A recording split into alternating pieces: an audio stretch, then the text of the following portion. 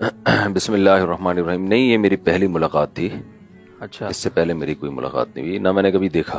اچھا، دیکھا بھی نہیں نہیں ہوتا ہے نا جیسے کوئی دور سے دیکھ لیتا ہے کسی کو. ٹھیک ہے. اچھا، کیسا ایکسپیرینس رہا جب آپ گئے؟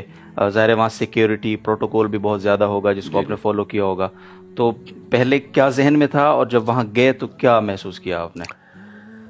ذہن میں یہ تھا کہ بہت زیادہ سیکیورٹی ہوگی، بہت وزیر اعظم کا بہت زیادہ پروٹوکول ہوگا، لیکن سادگی معلوم ہوئی ہے مجھے تو. یعنی صحیح ہے. بہت ہی ایک، جیسے ہم گئے ہیں تو صرف نام انہوں نے دیکھا لسٹ میں، جی.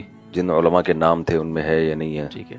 اندر چلے گئے آرام سے اندر. تو پھر میں جیسے ہی گیا تو گورنر ہاؤس میں آپ کو پتا ہے وہ پولیس کے لوگ، سیکیورٹی کے لوگ ویسے ہی مجھے سنتے ہیں، تو ان کی سیلفیاں شروع ہو گئیں. صحیح ہے. تو مجھے تو یہ لگ رہا تھا کہ گیٹ کے اوپر ایک بزرگ کھڑا تھا، لسٹ والا. وہ بزرگ تو آنکھ اٹھا کے دیکھ ہی نہیں رہا تھا نا. اس نے کہا کہ شناختی کارڈ دکھائیں کہ آپ مفتی طارق مسعود ہیں. ہاں، اس نے ایک شناختی کارڈ، وہ آنکھ اٹھا کے دیکھ ہی نہیں رہا نا. وہ کہہ رہے آئی ڈی کارڈ دکھائیں. ٹھیک ہے. تو اس کو لوگ کہہ رہے تھے بھائی تو منہ تو اٹھا تھوڑا سا اوپر. اچھا. پھر تو اندر گئے ہیں تو بہت ہی ایک گھریلو سا ماحول تھا، اور سیکیورٹی گارڈ خود ہی سیلفیاں لے رہے تھے. ٹھیک ہے. تو مجھے تو شاید یہ لگ رہا تھا کہ میں وزیر اعظم ہوں. ٹھیک ہے. اچھا. خیر ہم اندر اس وقت تک وزیر اعظم صاحب نہیں تھے. صحیح ہے. ہم اندر جا کے بیٹھے تو ایک روم میں اور بھی علماء بیٹھے ہوئے تھے مختلف مکاتب فکر کے. تو تھوڑی دیر میں وزیر اعظم صاحب آ گئے. فرسٹ امپریشن کیا پڑا جب وہ آئے؟ پہلا امپریشن تو یہ کہ ایک فزیکل فٹنس ماشاءاللہ، اس سے میں بڑا متاثر ہوا. ٹھیک ہے. بعض لوگ آپ کو ویڈیو میں اچھے لگتے ہیں، جب حقیقت میں دیکھو تو نہیں لگتے. بعض ایسے ہوتے ہیں جو ویڈیو میں اچھے نہیں لگتے، حقیقت میں زیادہ لگ رہے ہوتے ہیں. تو جو فٹنس کا میرے دماغ میں تصور تھا 70 سال کی عمر میں، اس سے زیادہ فٹنس مجھے نظر آئی. ایک دم آدمی آتا بڑا جیسے پہلوان، تگڑا آدمی. پہلوان تو نہیں لیکن تگڑا آدمی. صحیح ہے. اچھا صاحب، اس ملاقات کا آغاز کیسے ہوا؟ یعنی وزیر اعظم صاحب آ گئے، بیٹھ گئے، تو پھر آگے کی کہانی کیسے شروع ہوئی؟ جب وزیر اعظم صاحب آ کے بیٹھے ہیں تو گورنر نے حضرت مفتی عبدالرحیم صاحب کو مائک دیا کہ آپ آغاز کریں. تو اچھا لگا ہمیں کہ ایک عزت دی جا رہی ہے علماء کو، اور خاص طور پہ جو میرے پیر و مرشد ہیں. ٹھیک ہے نا. صحیح ہے. تو ویسے تو سب ماشاءاللہ وہاں قابل احترام تھے، سب علماء تھے، لیکن یہ انسان کی نیچر ہے. بالکل. تو حضرت نے پھر بتایا کہ مفتی عبدالرحیم صاحب، بعد میں ہماری جب حضرت استاد صاحب سے، حضرت مفتی عبدالرحیم صاحب کو ہم استاد صاحب کہتے ہیں، تو ان سے ملاقات ہوئی تو کہ آپ کو مائک کیوں دیا؟ انہوں نے کہا میں خود بھی حیران تھا کہ شاید تلاوت کے لیے دیا ہے کہ آغاز کروں میں. پھر انہوں نے بات شروع کر دی کہ جیسے اللہ تعالیٰ نے حاکم کا حق بتایا ہے، حاکم کے اوپر کچھ ذمہ داریاں ہیں رعایا کی، تو رعایا کے اوپر بھی کچھ ذمہ داریاں ہیں حاکم کی. تو دونوں ذمہ داریوں کا انہوں نے تذکرہ کیا کہ یک طرفہ نہیں ہے. عوام پر یہ ذمہ داری ہے، حاکم پر تو ذمہ داری ہے سب کو معلوم ہے، لیکن عوام کی یہ ذمہ داری ہے کہ پہلی بات تو اس کے سامنے حق بات کہنا، کلمۃ حق عند السلطان، کہ بادشاہ کے سامنے حق بات کہی جائے. یہ ایک حق بات ہے کہ یہ بھی ایک حق بات تھی جو انہوں نے کہہ دی کہ کوئی غلطی ہو، کوئی خرابی ہو تو یہ جو چاپلوسی اور یہ سب چیزیں نہیں ہوں، وہ آرام سے عزت احترام کے ساتھ سامنے کہہ دی جائے کہ یہ چیز ٹھیک نہیں ہے. دوسری بات یہ کہ جو کام حاکم اچھے کر رہا ہو اس میں اس کو اپریشیٹ بھی کیا جائے. یہ نہ ہو کہ تنقید ہی چلتی رہے. بھائی کوئی اچھا کام ہے تو اس میں بتایا جائے کہ ہم اس میں آپ کے ساتھ ہیں اور ہمیں اچھا لگا، یہ آپ نے بہت اچھا کیا. تو یہ تمہیدی بات انہوں نے شروع کی. پھر بتایا کہ صحیح بخاری سے پتہ چلتا ہے کہ 9 حق ہیں عوام پر حاکم کے. جیسے حاکم پر عوام کے حقوق ہیں تو عوام پر بھی 9 حقوق ہیں حاکم کے. تو دونوں طرف ہمیں دیکھنے کی ضرورت ہے، یک طرفہ نہیں ہے. یعنی میں شاید اس کو اپنے الفاظ میں یہ ڈیفائن کروں کہ ہوتا یہ ہے کہ حکومت یہ دیکھ رہی ہوتی ہے کہ عوام جو ہے نا وہ ساری ذمہ داریاں پوری کرے، جو ہماری اطاعت کرے، ہماری فرمانبرداری کرے. تو یہاں سے بات کا آغاز ہوا. پھر وزیر اعظم صاحب، اچھا حضرت نے شاید یہ اس میسج میں یہ بتانا تھا کہ بھائی کوئی بات اگر آپ کو حاکم کے غلط لگتی ہے تو عزت احترام کے ساتھ آپ پیش کریں، وہ پیش کریں. ٹھیک ہے. اور ساتھ ساتھ کوئی اچھا کام ہے تو اس میں اپریشیٹ بھی کریں. جی ٹھیک ہے. کیونکہ تجربہ انہوں نے بتایا کہ یہ بتاتا ہے کہ یا تو تنقید شروع ہو جاتی ہے یا تعریف شروع ہو جاتی ہے. یک طرفہ ٹریفک چلتا ہے تو وہ نہیں ہونا چاہیے. اچھا، شروع میں حضرت نے بات کی، پھر اس کے بعد ہم شروع سے اس کے بعد جو ہے پھر وزیر اعظم صاحب کو مائک دیا گیا. اچھا. تو وزیر اعظم صاحب نے جو بات شروع کی ہے، میں حیران اس پر ہوا کہ وہی ٹاپک جس میں 15 سال سے چیخ رہا ہوں. مجھے لگا کہ چلو یار ایک آدمی تو متفق ہے. صحیح ہے. بات انہوں نے یہاں سے شروع کی کہ ہمارا فیملی سسٹم تباہ ہو رہا ہے. یعنی اگر یہ وزیر اعظم کے علاوہ کوئی اور میرے سامنے بیٹھ کے بات کرتا، میں سمجھتا کہ یہ اس نے مجھے دیکھ لیا ہے اور اس کو پتا ہے کہ ان مولانا صاحب کا ٹاپک ہی یہی ہے، دلچسپی ہے، 15 سال سے اسی پر بات کر رہے ہیں، تو ان کو خوش کرنے کے لیے ظاہر ہے यहाँ तो ऐसा नहीं हो सकता। बिल्कुल ऐसे ही।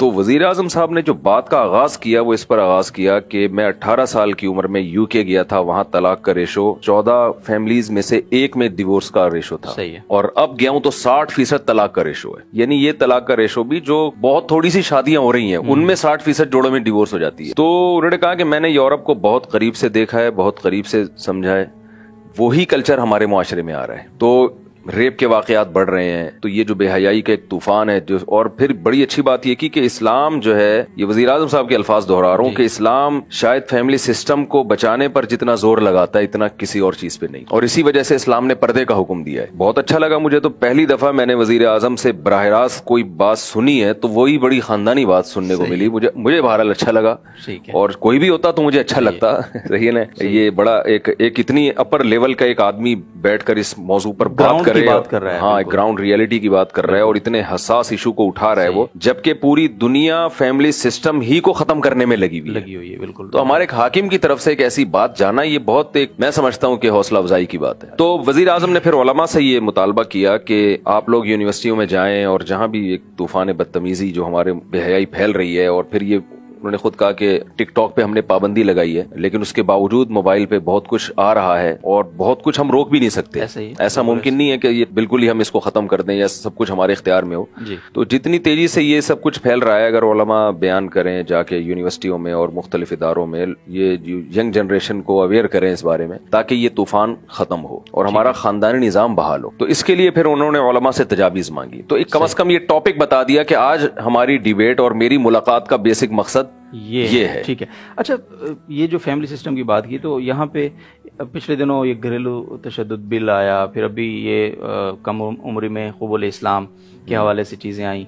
तो इस हवाले से उलमा ने वज़ीर आज़म साहब से कोई बात की, कोई मुतालबा रखा, कोई मजम्मत की, या क्या भरपूर तरीके से की। तो ये बात हजरत उस्ताद साहब पहले वज़ीर आज़म से मुलाकात में कर चुके हैं, लेकिन इस मजलिस में भी इस बात को उलमा ने अल्हम्दुलिल्लाह दोबारा उठाया और बहुत वज़ीर आज़म साहब से ये कहा गया कि ये दोनों बिल, जो एक घरेलू तशद्दुद का बिल और 18 साल से कम उम्र इस्लाम का, और उसमें हजरत मुफ्ती अब्दुल रहीम साहब ने भी दलील दी कि हजरत अली रजी अल्लाह ताला अन्हु के इस्लाम को आप क्या कहेंगे, यानी क्या माज़अल्लाह वो गलत था, यानी दुनिया को हम क्या मुंह दिखाएंगे। तो और भी उलमा थे जिनका नाम मैं असल में 2-4 उलमा के अलावा किसी के नाम, मेरी नालायकी है कि मैं जानता नहीं था, वरना मैं सबके नाम लेके बताता कि किसने क्या कहा। तो उस पे वजीर आजम ने कहा कि ये नामुमकिन है कि ये बिल पास हो जाए। फिर सवाल ये किया गया कि फिर ये पेश कैसे हो गया, पेश कैसे हो जाता है हर कुछ के बाद ये चीज, यानी पेश कैसे हुई, तो सवालिया निशान है ना। तो वज़ीर आज़म ने कहा कि यहाँ जो है ना मुल्क में बहुत सारी साजिशी अनासिर हैं, नाम भी लिए उन्होंने, लेकिन मेरा ख्याल है बिल्कुल ठीक है, लेना यहाँ मुनासिब नहीं है कि वो साजिशी अनासिर इस तरह के बिल पेश करते हैं और करते रहेंगे। ये हर दौर में होते हैं, होते रहेंगे, इनको पेश करने को हम नहीं रोक सकते, लेकिन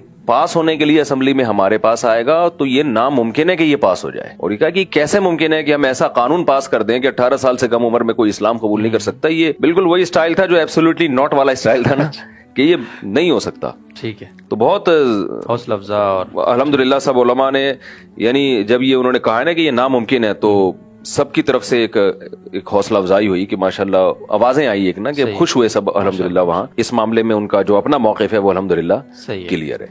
तो उलमा से तजावीज़ जब उन्होंने मांगी तो क्या कॉमन तजावीज़ क्या दी उलमा इकराम ने? देखें, मैं तो खुद कुछ तजवीज़ें पेश करना चाह रहा था, मुझे तो पहली दफ़ा मौका मिला था। अभी तक तो बयानात ही चल रहे थे हमारे, इन तजावीज़ में 2-3 घंटे की तजावीज़ ही चल रही होती है आवाम के सामने, तो मुझे बड़ा अच्छा मौका मिला था। लेकिन जाहिर है सीनियर उलमा थे मुझसे पहले, मैं तो फर्स्ट टाइम बैठा हूँ। उन उलमा की तरफ से भी बड़ी अच्छी अच्छी तजवीज़ें आई। हजरत मुफ्ती तकी उस्मानी साहब के बेटे थे मौलाना इमरान उस्मानी, उन्होंने बड़ी अच्छी तजवीज़ दी। उन्होंने कहा कि जब आप नौजवानों को अगर कोई मुस्बत एक्टिविटीज़ नहीं देंगे तो वो फिर नेगेटिव एक्टिविटीज की तरफ जाएंगे, मोबाइल फोन, वो पबजी खेलेंगे, वो ये करेंगे, वो टिकटॉक में मशगूल होंगे। तो आप उनको बिजनेस की तरफ लेकर आए अमेज़न के जरिए और जो इंटरनेट के जरिए पूरी दुनिया में। तो ये नौजवान अगर इस पे बैठेंगे, बिजनेस को ग्रो करेंगे।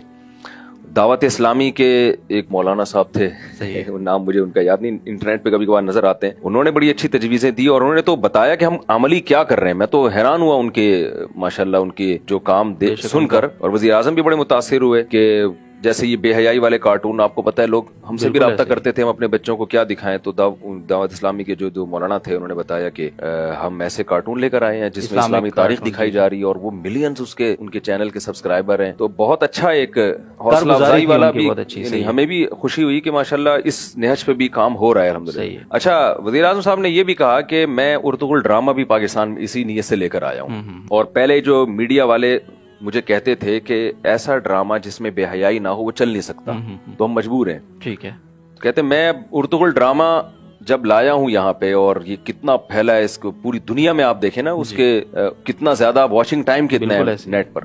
تو کہتے ہیں میں اب یہ میڈیا والوں کو بولتا ہوں کہ آپ دیکھو کہ یہ آپ کیسے کہتے ہو کہ بے حیائی کے بغیر ڈرامے نہیں چل سکتے, تو یہ کیسے چل رہے ہیں, اس میں اس کا تو سارا کانٹینٹ ہی اسلامی ہے. بالکل ایسے. تو یہ ایک بڑی اچھی بات میرے سامنے آئی کہ چلو یہ خوشی ہوئی کہ وزیر اعظم صاحب لے کر آئے ہیں ڈرامہ. جی بالکل, وہ تو انہوں نے آن کیم کہہ چکے ہیں. اور وزیر اعظم صاحب کا یہی کہنا تھا کہ اگر ہم آلٹرنیٹ متبادل جب تک نہیں لائیں گے تو اس پہ ہم پابندیاں نہیں لگا سکتے. اچھا, اگر آپ کو موقع ملتا یعنی وقت ہوتا اور وزیر اعظم صاحب کو آپ سے کوئی تجاویز وہاں پہ مانگی جاتی, آپ کو مائک حوالے ہوتا, کیا کہتے آپ؟ میرے ذہن میں 4 پوائنٹ تھے جو میں نوٹ کر کے بیٹھا ہوا تھا کہ جیسی میرا نمبر آ گیا اگر تو میں 4 باتیں 1 2 3 4 کر کے جلدی بیان کر دوں گا. نمبر 1, یہ کہا گیا کہ 60% یورپ میں طلاق کا ریشو ہے, جو شادیاں ہو رہی ہیں, فیملی سسٹم تباہ ہو رہا ہے. تو میں ایک بات کبھی موقع ملا زندگی میں تو یہ رکھوں گا, یہ ویڈیو ہمارے توسط سے بھی آپ اس ویڈیو ٹھیک ہے, یہ جو ہمارے ہاں شادیاں ہو چکی ہیں ان کو تو بچائیں نا. بالکل. عدالتی خلا جس طرح سے آج چل رہا ہے یہ کسی مکتبہ فکر کے نزدیک ٹھیک نہیں ہے. نہ اہل حدیث کے نہ حنفیہ, نہ مالکیہ, نہ شافعیہ, نہ حنابلہ, نہ شیعہ, نہ بریلوی, کوئی مکتبہ فکر اس کو نہیں مانتا. آپ کسی بھی ادارے سے فتویٰ لے لیں. ٹھیک ہے. عورت عدالت میں گئی, جی, بہر صورت عدالت نے اس کو خلا کی ڈگری دینی ہے. ڈیورس کا حق شریعت نے مرد کو دیا ہے. یہ بھی ایک بہت بڑی وجہ ہے اسلام میں خاندانی نظام کو بچانے کی. یہ 2 طرفہ نہیں ہے, نکاح تو دونوں کی مرضی سے ہوتا ہے, لیکن طلاق کا حق شریعت نے شوہر کو دیا ہے. عورت اس کی مرضی کے بغیر نہیں جا سکتی, الا یہ کہ کوئی ناقابل تلافی یعنی ناقابل برداشت کوئی ظلم ہو رہا ہو, نہ نفقہ ہی نہیں دے رہا, بے تحاشا مارتا پیٹتا ہے. تو یہ کنڈیشن ایسی ہیں جن میں کچھ کنڈیشن ہے جن میں جج کو یہ رائٹ دیا ہے کہ وہ نکاح ختم کر سکتا ہے. لیکن ایسے نہیں ہو سکتا کہ کوئی خاتون جا کے کہیں کہ جی مجھے رہنا ہی نہیں ہے بس. صحیح ہے. تو اس سسٹم کو جو جنرل مشرف کے دور میں ایک ڈنڈے کے زور سے نافذ کیا گیا ہے, تو اس پر قانون سازی ہو, اس پہ قانون سازی ہونی چاہیے. کیونکہ میں تو لوگوں کے گھریلو مسائل نمٹاتا ہوں نا, صبح شام ہمارے پاس فیملی آ رہی ہے, مرد آ رہا ہے, یار مجھ میں کوئی خرابی نہیں تھی, میری بیوی کا کہیں کسی سے غلط تعلق ہو گیا, دوستی ہو گئی اور وہ عدالت سے خلا لے گئے, وہ چلی گئی, اور پھر بچہ بھی لے کے چلی جاتی ہیں. تو بچے تو دونوں کے ہیں نا, جیسے ماں کے ایسے باپ کے بھی ہیں. تو یہ کیا بات ہے کہ عدالت ماں ہی کو وہ کر رہی ہے اور شوہر کا کوئی خیال ہی نہیں ہے. خودکشی کی خبریں ہم نے سنی ہیں, اور ڈپریشن کے مریض ہوئے ہیں لڑکوں کے باپ جو مجھے فون کر کے بتا رہے ہیں کہ پاگل ہو گئے, ڈپریشن کی گولیاں کھا رہے ہیں, کیونکہ ایسے کیسز آ رہے ہیں کہ بھائی بیوی کا کسی مرد سے ناجائز چکر چلا, شوہر سے ڈیورس لی, اور بچے بھی اسی کے, بیٹی بھی سوتیلی بیٹیاں بھی سوتیلے باپ پال رہا ہے. تو باپ پہ کیا گزرے گی؟ تو یہ بھی چیز ہمارے خاندانی نظام کو تباہ کر رہی ہے. اس کا نقصان یہ ہو رہا ہے کہ مرد نکاح کرنا بھی چھوڑ رہے ہیں, جی, اور جو ہو چکی ہیں نکاح وہ ہو چکے ہیں وہ بھی. تو پہلا تو ایک اتنی تفصیل سے تو میں نے بتا دیا آپ کو, لیکن وہاں میں بہت مختصر بتاتا اس کو. نمبر 2, نکاح جو یہ ہمارے معاشرے میں نکاح کو پروموٹ کیا جائے, نکاح کو آسان بنایا جائے. صحیح ہے. اس پہ گورنمنٹ جو ہے ترغیبی مہم چلائے بھائی. یہ جو ہمارے یونیورسٹیوں میں اور میڈیا پہ جو ایک ذہن بنایا جا رہا ہے کہ یہ کوئی دقیانوسی والا کام ہے, پہلے پڑھائی, اور بھائی یہ پڑھائی اور یہ سب چیزیں نکاح کے ساتھ ہو سکتی ہیں. ٹھیک ہے. خلافت عثمانیہ میں تو نکاح کرنے والوں کی مدد بھی کی جاتی تھی, پیسے دیے جاتے تھے ان کو. تو ہم یہ نہیں کہہ رہے آپ پیسے دیں, لیکن کم از کم لٹریچر کے ذریعے یا میڈیا کے ذریعے اس کو پروموٹ کیا جائے. تیسری چیز یہ کو ایجوکیشن سسٹم, جیسے وزیر اعظم صاحب کہہ رہے تھے یونیورسٹی میں جائیں آپ, بے حیائی کے خلاف بیان کریں, باتیں کریں. تو بھائی لڑکا لڑکی وہاں ساتھ بیٹھے ہوئے, ہم کیا بیان کریں وہاں جا کے؟ ٹھیک ہے نا. تو ایک ماحول ہی ایسا ہے, بیان تو کرنا چاہیے, کریں گے بھی انشاءاللہ, لیکن یہ سسٹم ختم ہونا چاہیے. اور چوتھی چیز وہی ہے کہ میڈیا کو کنٹرول کیا جائے. مفتی زبیر صاحب نے بڑی اچھی بات کی, انہوں نے کہا کہ ڈرامہ دکھایا جا رہا ہے رضائی بہن سے بچہ پیدا ہو رہا ہے. تو بے شک یہ غلط اس میں بھی دکھایا جائے, نیگیٹو میں دکھایا جائے کہ یہ غلط ہو رہا ہے, لیکن دکھا تو دیا نا آپ نے. تو اس طرح کے ڈراموں پہ پابندی لگائی جائے کہ جو ہمارے کلچر کو تباہ کر رہے ہیں. تو میرے ذہن میں یہ 4 باتیں تھیں کہ یہ میں کروں گا, اور اللہ کرے وزیر اعظم صاحب تک یہ بات پہنچ جائے کسی طریقے سے. بہت شکریہ جی, آپ نے اس پوری ملاقات کا حوال ہمارے ناظرین کے ساتھ شیئر کیا, جزاکم اللہ خیر. ہم سب کچھ کہنا چاہتے ہیں آخر؟ یہی کہنا چاہتا ہوں کہ بھائی جہاں کچھ خرابیاں ہیں حکمرانوں میں ہوتی ہیں, اچھائیاں بھی ہوتی ہیں, تو ہم جو ہر وقت آپ کا کسی بھی سیاسی تنظیم سے تعلق ہو جی، تو جیسے میرا کوئی پی ٹی آئی سے تعلق نہیں ہے جی، تو کسی بھی سیاسی تنظیم سے تعلق ہو تو کوئی بھی جب آپ کا حاکم ہو، وزیر اعظم ہو، صدر ہو، تو میں سمجھتا ہوں کہ اگر علماء اچھے انداز سے ان کو نصیحت کریں، ان کی خامیوں کو بھی عزت اور اچھائی کے ساتھ، ان کی عزت کے ساتھ ان کے سامنے بیان کریں، اس سے میں نہیں کہتا کہ شر 100% ختم ہو جائے گا، شر انشاءاللہ کم ہو جائے گا۔ تو کوئی بھی حاکم ہو، چاہے وہ عمران خان ہو یا نواز شریف ہو یا حضرت مولانا فضل الرحمان ہو یا چاہے کوئی فوجی حاکم مسلط ہو کے آ جائے، نبی صلی اللہ علیہ وسلم نے فرمایا اسمعوا واطیعوا ولو سلط علیکم رجل حبشی، کہ تم پر حبشی غلام جس کا سر کشمش کی طرح پچکا ہوا ہو وہ بھی مسلط ہو جائے تو اطاعت کرنی ہے، اس کی بات کو سننا ہے اور حق بات اس کے سامنے کہنی بھی ہے تو سلیقے سے طریقے کے ساتھ، خیر خواہی کے جذبے سے۔ تو اگر ہماری قوم کا یہ مزاج بن جائے اور نعرے بازی اور گالی گلوچ اور ان چیزوں سے ہم احتراز کریں تو میرا خیال ہے بہت کچھ خیر کا کام ہو سکتا ہے۔ تو اتنا بھی ہمیں نا امید نہیں ہونا چاہیے جتنا ہماری قوم نا امید ہوئی ہوئی ہے۔ ہماری ذمہ داری ہے ہم اپنا کام پورا کریں بغیر کسی لالچ کے۔ حکمرانوں کے پاس جانے والے علماء کی دو قسمیں ہیں، ایک اپنے مفاد کے لیے اور ایک ان کو نصیحت کے لیے۔ بالکل۔ تو یہ جو منع ہے اسلام میں حکمرانوں کے پاس جانا، یہ وہ ہیں جو چاپلوسی کے لیے جاتے ہیں، ان سے عہدے حاصل کرنے کے لیے جاتے ہیں، ان سے اپنے مطلب کے لیے جاتے ہیں۔ لیکن اگر اصلاح کے لیے جاتے ہیں تو یہ تو اسلاف کی سنت ہے۔ بالکل۔ تو وہاں جتنے بھی علماء تھے ماشاءاللہ سب سنجیدہ تھے، جو مجھے لگا ایک اچھا منظر لگا اور بہت عزت احترام کے ساتھ بات ہو رہی تھی اور سب لگ رہا تھا کہ اصلاحی کے لیے آئے ہوئے ہیں یہاں پہ۔ جی بالکل، تو اچھا لگا۔ تو سنا ہے کسی چائے کے کپ کے بھی روادار نہیں ہیں آپ اس ملاقات؟